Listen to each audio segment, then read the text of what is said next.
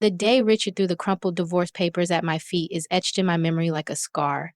I remember standing there, frozen, as he said those chilling words, "I've sold the house because I'm moving in with her. It's over, Anna." I was 34 then, a devoted homemaker to our son Jason, who was barely 13. Our life as I knew it shattered in that single moment. I was blindsided, naive, and utterly unprepared for what was to come. Richard and I met when I was just 19. He was 26. A charming man working at a pharmaceutical company's main office. I was a fresh high school graduate working as a receptionist at one of its subsidiaries. His attention flattered me. I was young, inexperienced, and he seemed like a dream come true. Our whirlwind romance led to an unplanned pregnancy, and before I knew it, we were married in a modest ceremony. Life then was simple, or so I thought.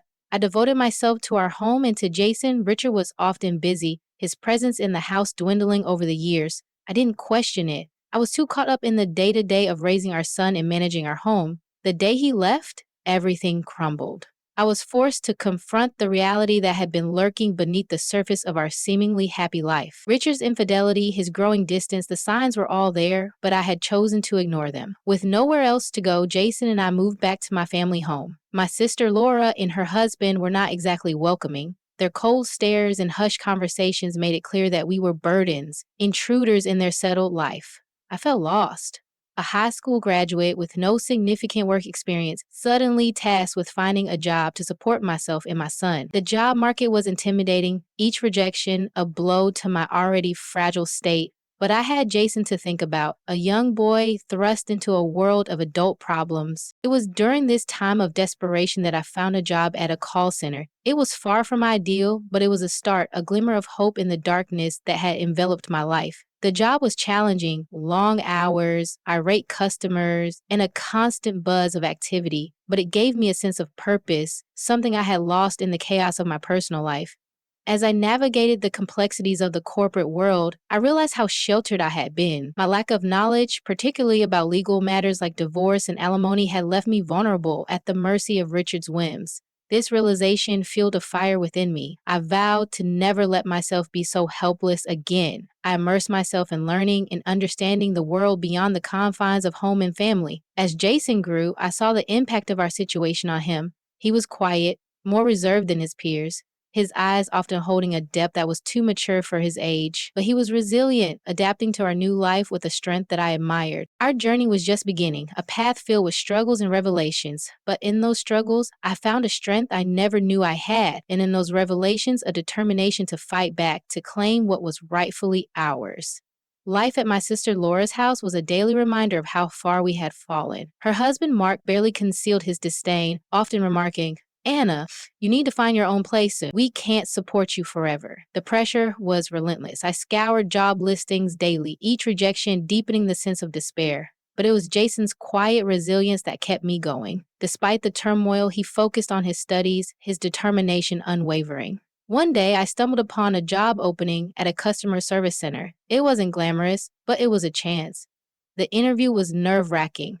I sat there, feeling out of place in my outdated suit, my resume embarrassingly thin. "Why do you want this job?" the interviewer asked. I wanted to say, "I have no choice," but instead I mustered a smile and said, "I'm looking for an opportunity to learn and grow." To my surprise, they offered me the job. It was a contract position, but it was a start. I remember the mixed emotions I felt telling Laura and Mark. Relief, but also a stinging sense of inadequacy. As Mark said, "Finally, you can start contributing." The job was challenging. The fast-paced environment, the endless calls, it was overwhelming, but I persevered, driven by the need to provide for Jason and to prove to myself that I could stand on my own. As I settled into the routine, I couldn't help but reflect on my marriage with Richard. How had I been so blind? The late nights, the unexplained absences, the whispered phone calls, I had brushed them off, believing in the illusion of a happy family. But the truth was, Richard had been living a double life, and I was just a convenient facade. This realization was a bitter pill to swallow. It fueled a growing anger within me, an anger towards Richard for his betrayal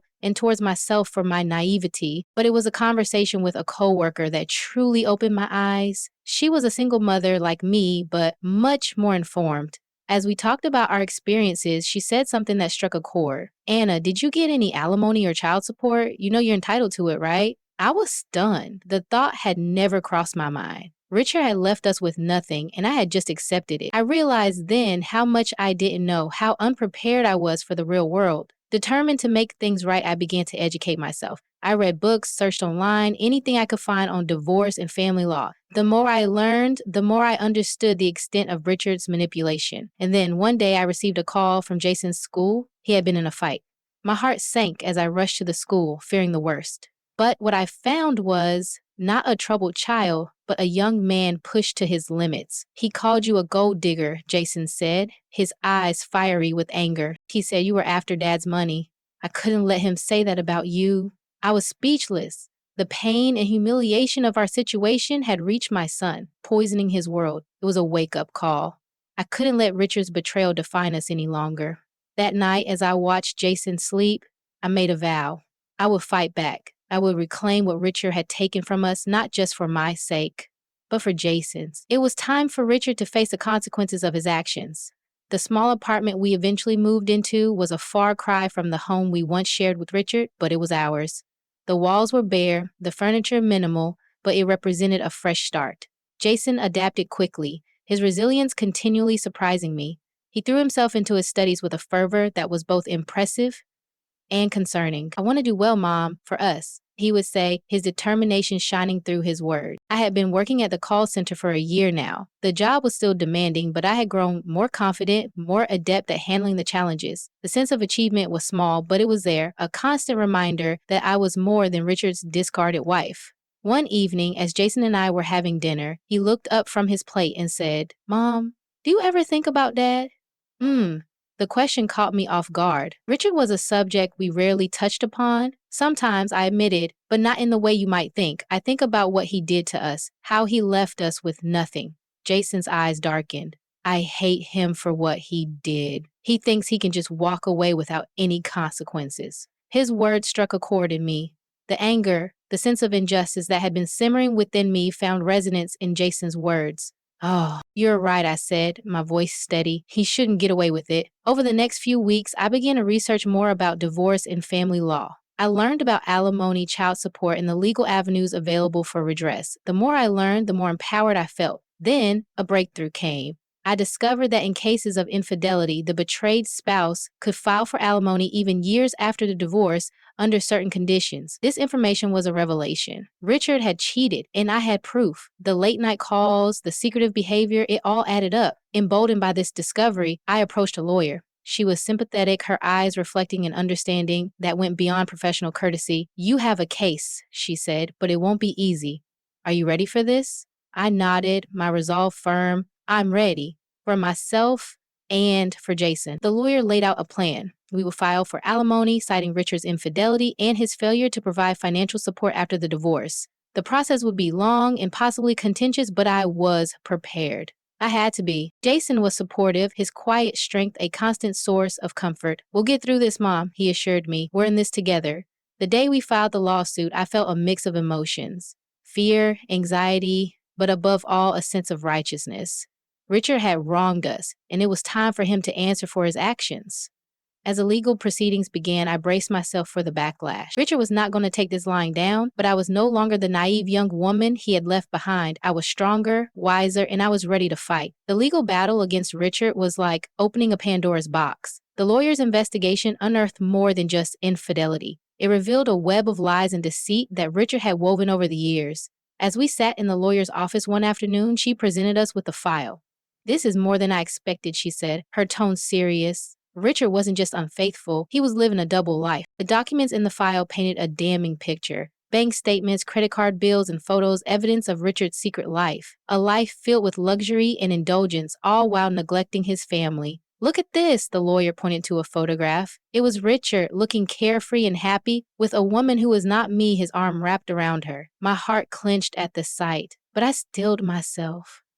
This was the truth, the reality I had to face. Jason's face hardened as he looked at the evidence. How could he do this? To us? To you? His voice was a mix of anger and disbelief. We'll make him pay for this, I said, my voice firm. He can't get away with it. The lawsuit took a toll on us. Richard's lawyers were aggressive, trying to discredit me, paint me as a vindictive ex-wife. But I stood my ground, bolstered by the evidence and the support of Jason and our lawyer. Then came the day of the deposition. Richard sat across from us, his demeanor smug and confident. But that confidence waned as the lawyer began to present the evidence. "Mr. Richard, can you explain these expenses?" she asked, her tone accusatory as she slid the bank statements across the table. Richard's eyes flicked over the documents and I saw a flicker of panic. "These are personal expenses. They have nothing to do with my marriage. And these photos," the lawyer continued, her gaze unwavering, "they tell a different story." Richard's facade began to crack. He fumbled for words, his composure slipping. It was nothing serious, just a fling." "A fling?" Jason interjected, his voice icy. "You destroyed our family for a fling?" The room was thick with tension. Richard's lawyer tried to intervene, but the damage was done. The evidence was overwhelming. Richard's excuses feeble and unconvincing. As we left the deposition, I felt a sense of vindication. Richard had been exposed for what he truly was, a cheat. But it was not over yet. The lawsuit would continue and I knew Richard would fight back. But I was ready. For the first time, I felt in control, no longer a victim of Richard's betrayal. I was fighting back, not just for myself, but for Jason, for the life we deserved. The lawsuit against Richard was dragging on, each hearing more contentious than the last. But amid this turmoil, a surprising development unfolded. One evening, Jason came home, a peculiar look on his face. "Mom, you won't believe what happened today," he said, a mix of amusement and disbelief in his voice. "What happened?" I asked, curious. "I had a job interview today at a pharmaceutical company. Guess who the HR manager is?" I felt a chill run down my spine. "Not Richard?" Jason nodded. "Yes, Richard. He didn't recognize me at first. I guess he'd forget his own son's face." The irony was bitter. Richard, who had discarded his family for his career, was now unknowingly interviewing his own son. "What did you do?" I asked, a part of me anxious about the encounter. Jason's eyes gleamed with a cold fire. "I played along at first, but then the end. I couldn't resist. I asked him if the company condones affairs. The look on his face was priceless when he realized who I was.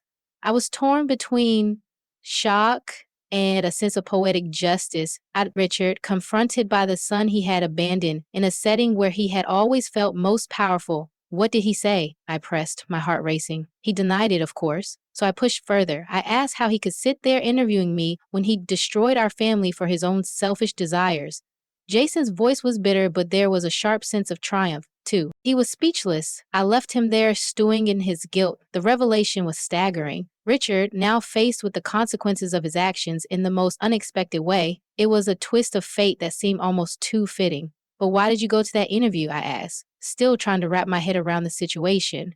Jason's response was simple yet profound. "I needed to see him face to face, to show him that, despite everything, he didn't break us. We're still here, and we're fighting back." The aftermath of Jason's encounter with Richard at the job interview sent ripples through our ongoing legal battle.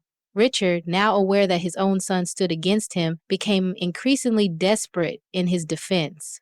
Our lawyer, Miss Carter, called us for a strategy meeting. "Richard's lawyers are pushing for a settlement," she informed us as we sat in her office. "But given the evidence in Jason's testimony, I think we can push for more. What do you want to do?" I looked at Jason, seeking his opinion. His jaw was set, his determination clear. "We go all the way," he said firmly. "He needs to be held accountable, not just financially, but morally too." Miss Carter nodded, her expression resolute. "Good. Then let's prepare for the next hearing. It's going to be a tough one, but we have the truth on our side." The hearing was indeed challenging. Richard's lawyer tried to paint a picture of a remorseful man who had simply made a mistake, but Miss Carter was relentless, presenting evidence of Richard's deceit and his neglect of his family responsibilities. Richard himself took the stand, his demeanor a mix of defiance and feigned contrition. "I regret the pain I caused my family," he said, his voice lacking genuine remorse. "But I believe the settlement offered is fair and just." His words rang hollow, and I felt a surge of anger.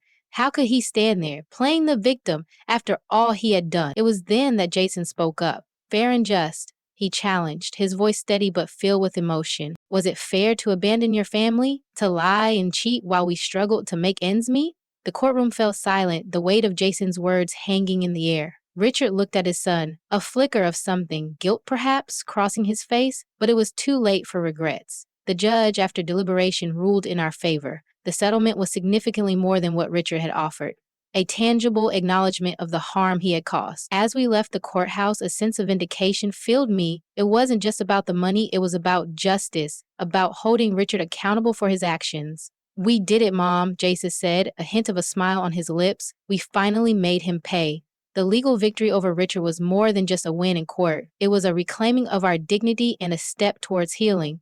But the story didn't end there. The consequences of Richard's actions started to unravel his life, both professionally and personally. One evening, a few weeks after the trial, I received a call from an old acquaintance who worked at the same pharmaceutical company as Richard. "Anna, have you heard about Richard?" she asked, her voice tinged with a mix of shock and gossip. "No, what happened?" I inquired, a sense of curiosity mixed with apprehension. "He's been demoted," she revealed. "After your lawsuit, the company did their own investigation. Turns out he was using company resources for his personal affairs. They transferred him to a remote factory, practically a career death sentence." I sat in stunned silence. Richard, once the rising star of his company, now faced the repercussions of his actions in the most fitting way. His career, the one thing he had valued over us, was crumbling. Jason listened quietly as I shared the news. "Good," he said simply, but his eyes reflected a deeper sense of satisfaction. He's getting what he deserves, but the retribution didn't stop there. Richard's social circle, once a tight-knit group of colleagues and friends, started to distance themselves. His reputation, tarnished by the lawsuit and the company investigation, became a liability. I heard from various sources about Richard's fall from grace, how he had to sell his apartment to cover the settlement and legal fees, how his second wife, the woman he left us for, struggled to adjust to their new diminished lifestyle. It was a harsh reality, but one that Richard had brought upon himself. His choices, driven by selfishness and deceit, had led to his undoing. As I reflected on these developments, I realized that this was not just about revenge. It was about justice, about the universe righting a wrong. Richard, who had once seemed untouchable, was now facing the consequences of his actions. Jason and I talked about it one evening, the discussion more reflective than vengeful. "Do you feel sorry for him?" Jason asked, his voice neutral. I paused, considering the question. "No," I finally said, "but I do feel a sense of closure. It's as if a chapter has finally ended, allowing us to start anew." Jason nodded in agreement. "Yeah, it's time to move on, to focus on our lives." The chapter closes with Anna and Jason looking towards the future, the weight of the past slowly lifting from their shoulders. They had faced adversity and emerged stronger, ready to embrace the next chapter of their lives. With the legal battle behind us and Richard facing the consequences of his actions, a new sense of freedom enveloped our lives. It was as if we had been released from a dark cloud that had loomed over us for years. Our small apartment, once a symbol of our struggle, began to feel more like home. We redecorated, making it a reflection of our new beginning. The walls, once bare, were now adorned with artwork, and the shelves filled with books and memories. Jason, now more relaxed and focused, was excelling in his studies. His previous resolve, born out of anger and a desire for justice, had transformed into a genuine passion for learning. "I'm thinking of applying for a research internship this summer," he told me one evening, his eyes alight with excitement. "That's wonderful, Jason," I said, feeling a surge of pride. "You've worked so hard for this." Our conversations had shifted from the past to the future, from what we had endured to what we hoped to achieve. We talked about travel, about the places we wanted to see, and the experiences we wanted to have. One day, as we sat sipping coffee in our newly decorated living room, I brought up a topic that had been on my mind. "Jason, have you thought about dating? Meeting someone special?" He chuckled, a bit embarrassed. "I've been so focused on school and everything else. But yeah, I think I'm ready to start dating." I smiled, happy to see him considering a normal, happy aspect of life. After everything we had been through, it felt like a victory in itself. As for me, I had grown in my role at the call center, taking on more responsibilities and even mentoring new employees.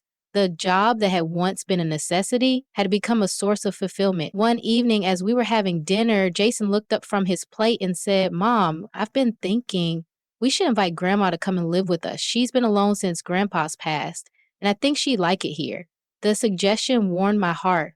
"I think that's a great idea, Jason. She's always been there for us. It would be nice to have her close." Our lives had taken a turn towards peace and contentment. With Grandma now living with us, our home felt fuller, brimming with laughter and stories from the past. Her presence brought a sense of completeness, a connection to our roots that we had long missed. One evening, as we sat together, Grandma shared stories of her youth, of the challenges she had faced and overcome. "Life is a tapestry of experiences," she said, her eyes reflecting the wisdom of her years. "Some parts are dark and difficult, while others are bright and joyful, but together they make a beautiful picture." Her words resonated with me. Our journey had been tumultuous, marked by pain and struggle, but it had also been a journey of growth and resilience. We had emerged from the darkness, not unscathed, but stronger and wiser. Jason, now more confident and driven, had become an embodiment of that resilience. His academic pursuits were flourishing, and he had even started dating someone he met at university. Seeing him so happy and fulfilled filled me with an indescribable joy. As for me, I had found a sense of purpose beyond the call center. I started volunteering at a local community center, helping other women who had faced similar challenges. Sharing my story and lending a listening ear brought a sense of fulfillment that I had never known before. Mom, do you ever think about Dad anymore? Jason's voice was soft, almost hesitant, as if he wasn't sure he wanted the answer. I paused, letting the question settle in the night air. Sometimes, I admitted, but not with anger or resentment. I think about how far we've come since then, how he was a part of our story, but never the defining part. Jason gave a small nod. His eyes reflected the same understanding I felt in my heart. He murmured, he's just a chapter in our past. For a while, we sat in thoughtful silence, letting the weight of our journey sink in. It hadn't been the path we would have chosen, but it was the one that had shaped us, molded us in ways we never could have imagined. And perhaps, in its own way, that made all the difference. Life is full of unexpected twists, and our story is far from over. Comito came, though, living in the rural area without proximity to the big airports, and our story is far from over. Want to hear more? Subscribe to the Germi channel and join us for more captivating stories in the next videos.